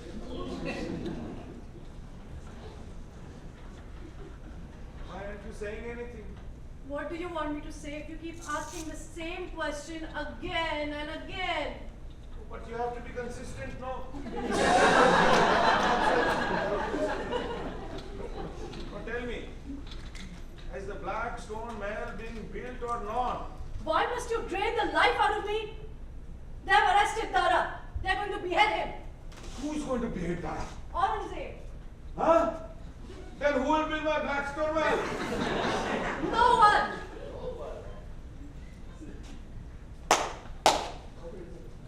Arrest all my sons and behead them. All of them. Betty, I will put you on the throne. After all, Queen Razia also ruled the nation. Hindustani women are no strangers to the throne. Tell me, are you ready to rule the Mughal Empire? They are going to kill Dara. Does that mean nothing to you? Who is going to kill Dara? You. Me? Yes. You killed all of us even as we were born. Does that mean I have no children left? Have I killed all of them? Yes. You indeed killed all of us. If you had been a good father, would your 4 sons have grown up to be 4 different men who hate each other? What have you done all your life except to sit here and chant Mumtaz, Mumtaz? Have you cared for us as anything except her children? You love me, not because I'm your daughter, but because I resemble her. And that is what created a rift between me and Roshanara. That special treatment you gave Dara entirely for your selfish reasons created a rift between him and Aurangzeb. You made Dara your favorite. Why? Because he would fulfill your crazy dreams and whims. But nothing has gone the way you had planned it, has it? And now when I tell you they are going to kill Dara, you sit and ask which Dara? Why do they want to kill him? If you had truly loved Dara, would you be sitting here and asking these questions? At last, you're not putting on a disguise anymore. This is your true self. I don't understand what you're saying. I'm feeling very tired. All right, let's go. It's time for you to rest.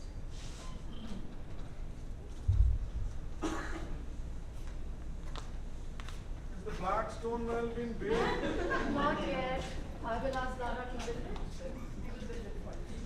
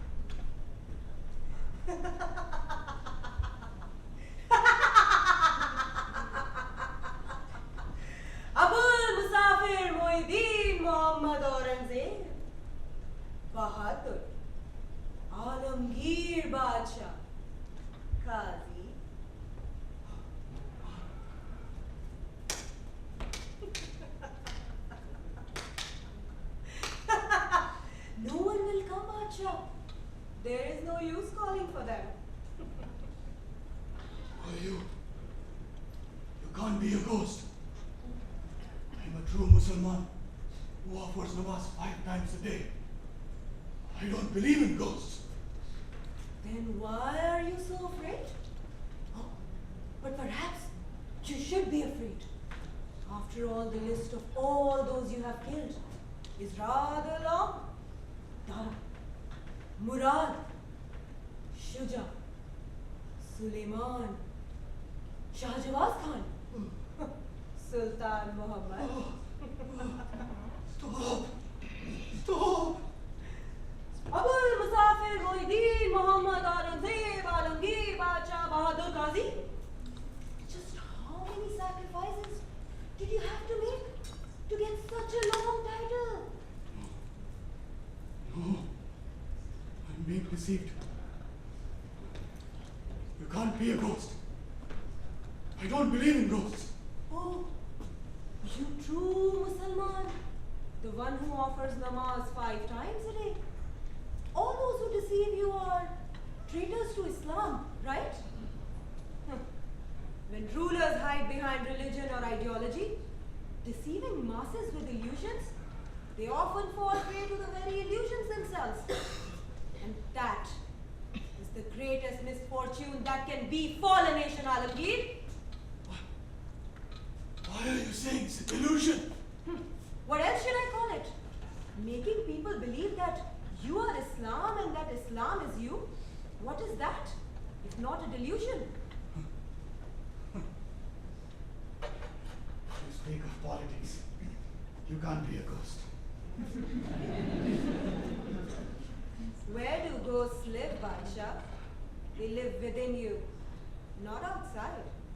But perhaps you should ask your conscience. I don't need to ask my conscience anything. I lived a life full of what is right. I'm subject to nature's unbiased judgment. But something has misled me from the very beginning.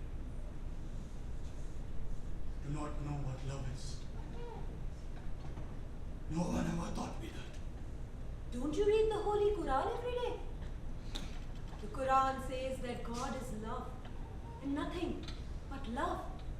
And yet you say that no one ever taught you what love is. How strange, Your Majesty. Where are you? Why do you torment me?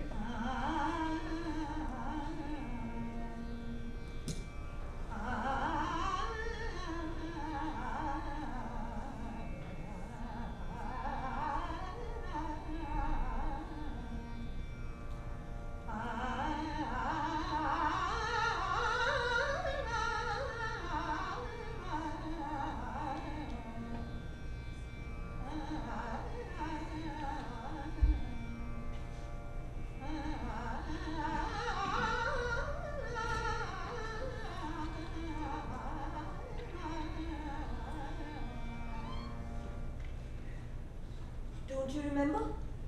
You murdered me, Badsha. I'm one of the many that you killed.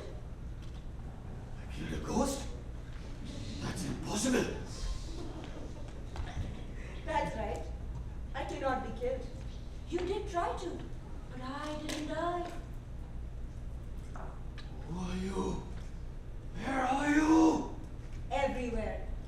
I'm the spirit of nature, the life breath of the universe, the cosmic music that flows through every soul, giving life its meaning.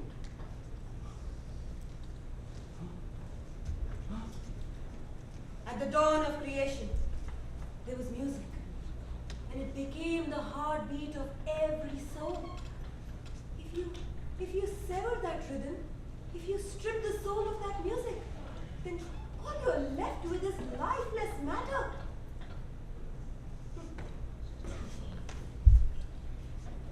You did try to kill me, Badsha, and look where it has led you. That blood stain on your hands. Why doesn't it come off, Alamgir? Where are you? Use it. Where are you? Right in front of you. I've always been here. years when you were young. But you pushed me away. And now I stand here having fun at your expense. No. You're just a voice. Assume a form. Appear before me. I must speak with you.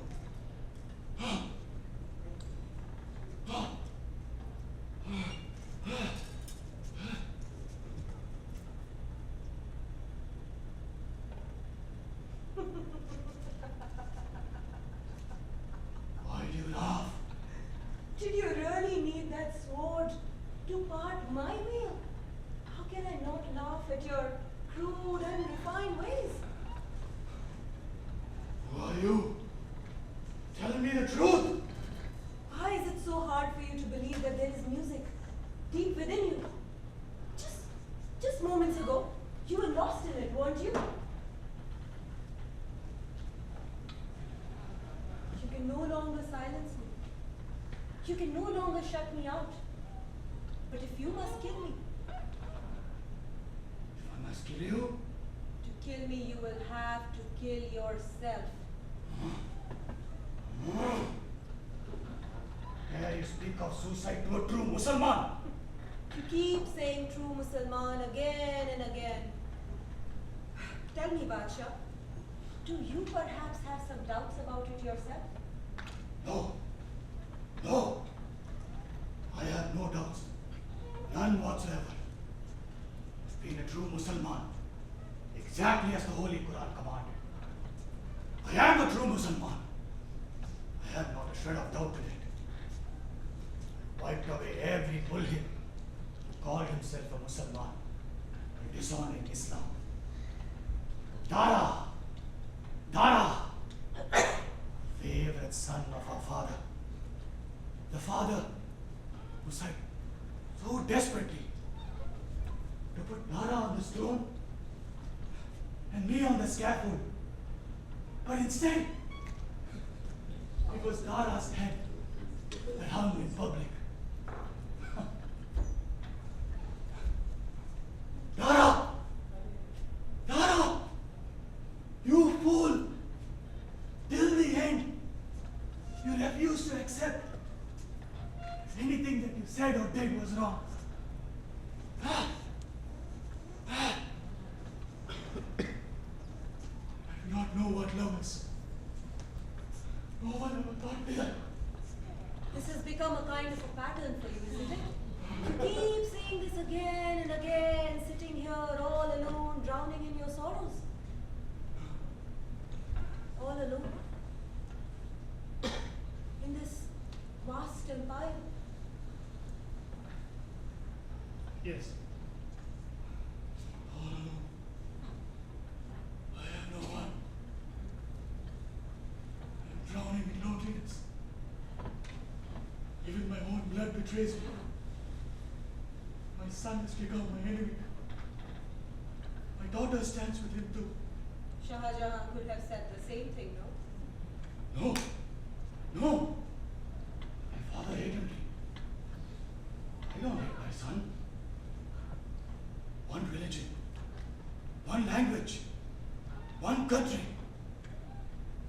That was my dream. And I see my dream crumbling right below my eyes.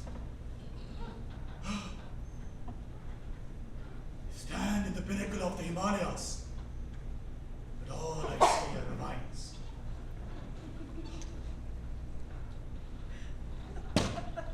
Find this amusing? I stand at the pinnacle of Himalayas, and all I see are ravines. How poetic! Poetry, like music, was another one of your enemies.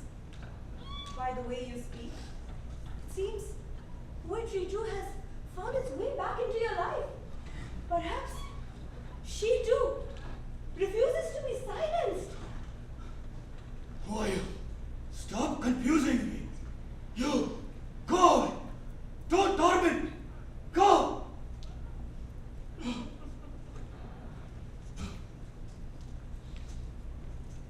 Compassionate Compassionate and merciful Allah,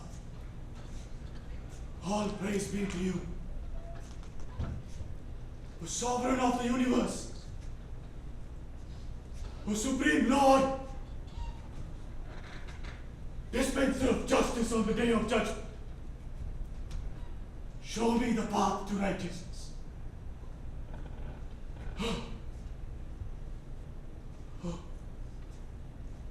Naked I came into this world, and now I leave it, bearing the weight of my sins. All the waters of the river Yamuna cannot wash this blood from my hands. No, they cannot. Who is to blame for all this? Was it fate blinded my judgment? Or was I just an orphan forever searching for love? Except you, I have no one to call my own. What force led me down this path? What pushed me to commit all these killings?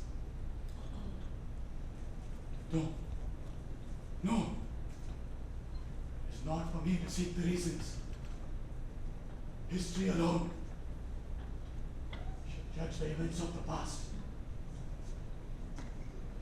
I have done my deeds. I have run my course.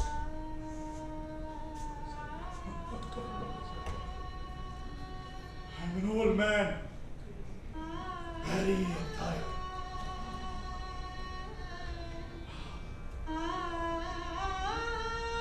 I have played my part.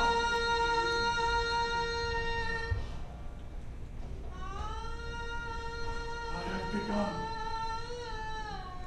history.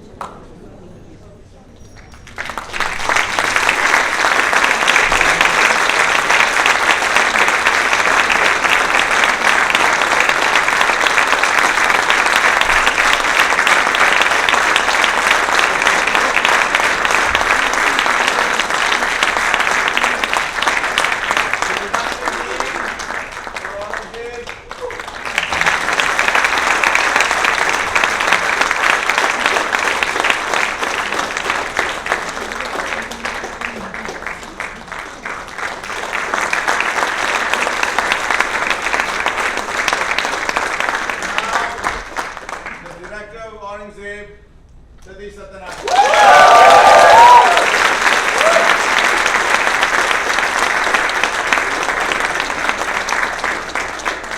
Thank you, ladies and gentlemen. You were a great audience. This was our second show of Aurangzeb. We have 3 more shows next week. So if you like the play, please let your friends and family know, and we'd love to fill those seats next week. We've just announced our 2025-26 season. It's a very exciting season with 4 new plays. So we hope you will come to watch some of the plays, and some of you who are regular patrons of ours, we have season tickets also on sale on our website. And out here, as our announcements may have informed you, there's $10 discounts. You can actually get a season ticket for just $89, which is a steal. We will be in the lobby if you'd like to purchase one, and you can just use the QR code, of course, yourself. Lastly, we are a 501c3 non-profit, and we do need donations to make ends meet. Ticket sales by themselves are not quite enough, and we have our generous contributors every year. We hope you'll consider contributing, donating to Berea Drama Company this year when you make your choices at the end of the season. And volunteers, nobody gets a salary. So 100% of your donations will go towards building the black stone tomb of Shah Jahan.